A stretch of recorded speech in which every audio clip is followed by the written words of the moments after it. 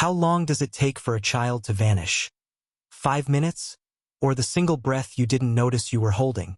I still remember the weight of that afternoon in Tampa. The air thick with the smell of asphalt baking under the sun. Benson Lake parked his silver sedan outside a corner store, promising himself he'd only be inside for a moment. His daughter, Amanda, sat quietly in the back seat, her small hands wrapped around a juice box she hadn't even opened. The windows were rolled up, the doors locked. To Benson, it felt safe, controlled. But safety has a cruel way of disguising itself. When he came back out, the parking lot looked unchanged. Cars lined the faded spaces, heat shimmering above their hoods. But in the place where his world had been only minutes earlier, there was silence. The booster seat was empty. The juice box, untouched, stood upright like a marker left behind. Benson swore he had only stepped away for 5 minutes. But 5 minutes was all it took to erase a life from sight. And this wasn't just a disappearance. It was the beginning of something far more twisted. Something no one in Tampa would ever forget.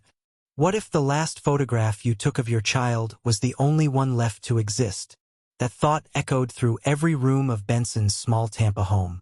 Amanda's picture still hung on the refrigerator, crooked from where she had tugged at the magnet shaped like a dolphin. She was 6 years old, with wide eyes that seemed to ask questions no one could ever answer. She liked to hum when she colored. She never finished her apple juice, always saving half for later.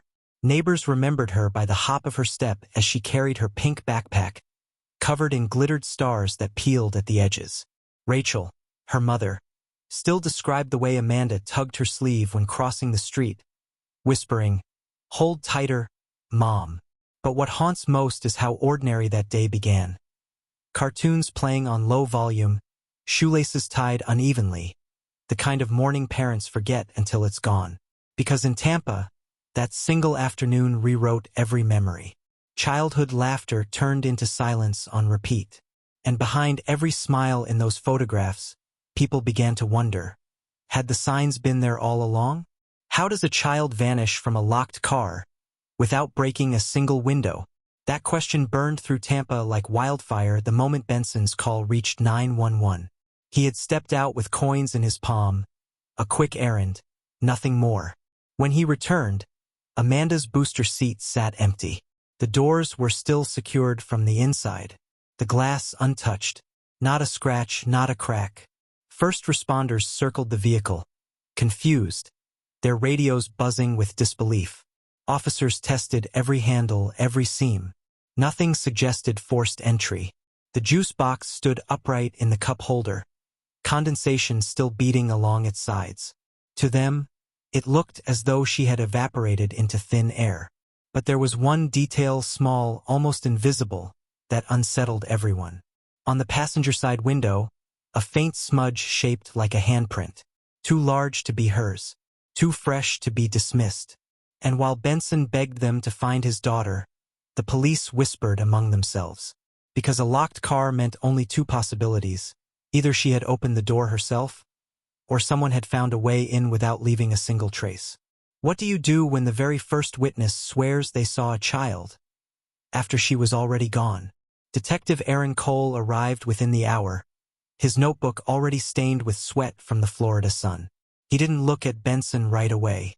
Instead, his eyes swept the parking lot as though the asphalt itself might confess. Witness statements came in quick, but one voice stood out. Sylvia Marsh, a retired schoolteacher, said she had walked past the sedan minutes before the call. Through the glass, she claimed, Amanda was still inside.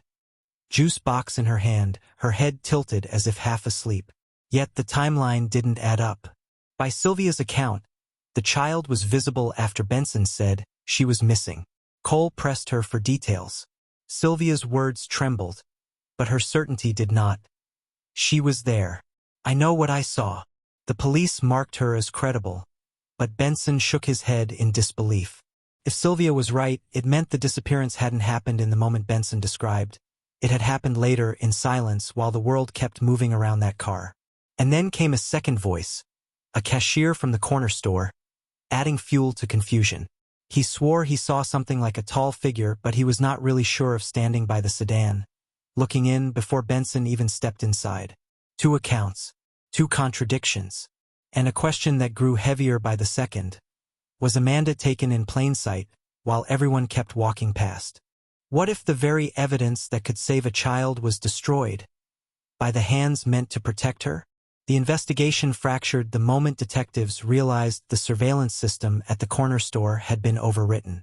A full hour of footage, gone, erased by mistake when an officer failed to secure the recordings on time.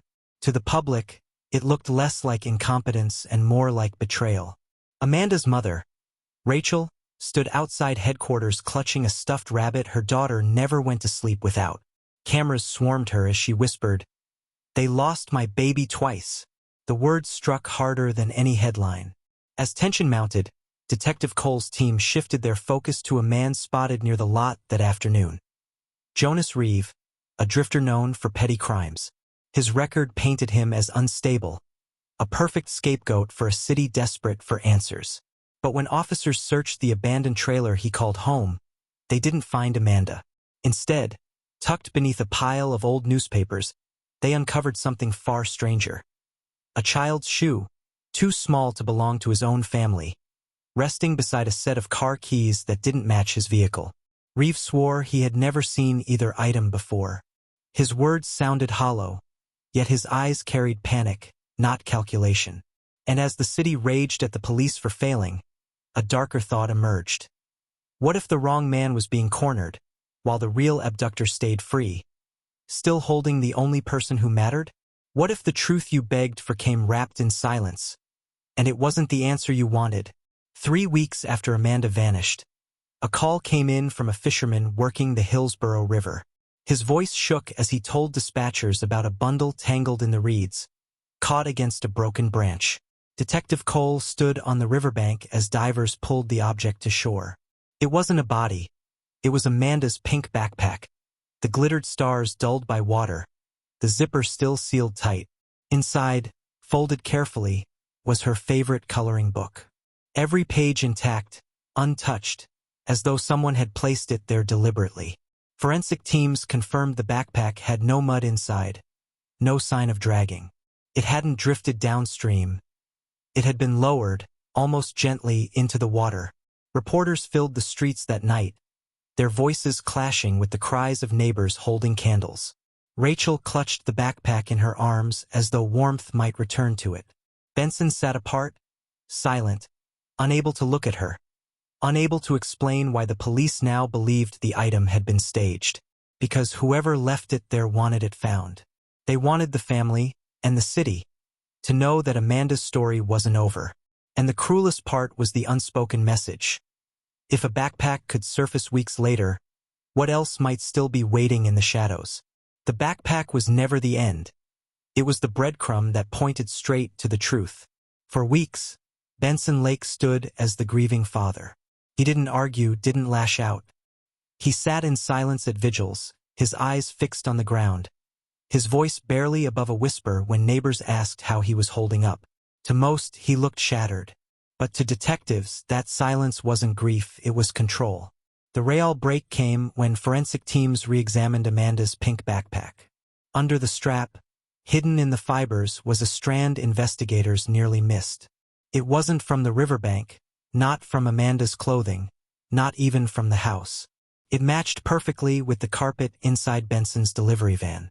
Detectives confronted him with the evidence. At first, he denied everything. His hands shook, his voice cracked, but he pushed back hard. Too hard. Then came the rage. He pounded the table, swore it was all a setup. But when the evidence closed in tighter, the fight drained from his face. What was left wasn't shock. It wasn't disbelief. It was the quiet collapse of a man who'd been cornered by his own lies. Benson confessed, not to a stranger's crime of chance, but to a slow, deliberate betrayal. Amanda had discovered more than anyone knew. Her father's double life. Hidden debts, fraudulent deals, secrets that could ruin him, had slipped through in the way children notice what adults dismiss. Instead of protecting her, Benson chose silence. He staged the backpack to scatter suspicion, believing control could mask cruelty. The trial became the city's reckoning. Rachel sat in the front row every day, her hands clutching Amanda's coloring book, the pages filled with bright, unfinished dreams. Prosecutors laid out the evidence piece by piece. Each detail was a knife twisting deeper. And when the jury returned, their words cut through the courtroom like thunder. Guilty. Life without parole. The gavel struck, but it didn't sound like victory. It sounded like survival. The neighbors who once lit candles in fear gathered again, this time with tears of remembrance. Outside the courthouse, Rachel whispered into the night, "Justice isn't enough, but at least she's seen." The question still lingers. How do you live among people when the true monster shares your blood? This was the darkest truth of all. And as Benson was led away in chains, the town exhaled for the first time since Amanda vanished. Because the silence that once hid a monster finally spoke loud enough to cage him. Backhand index pointing right, subscribe to the Veil of Secret, because the next story will leave you questioning everyone you thought you knew.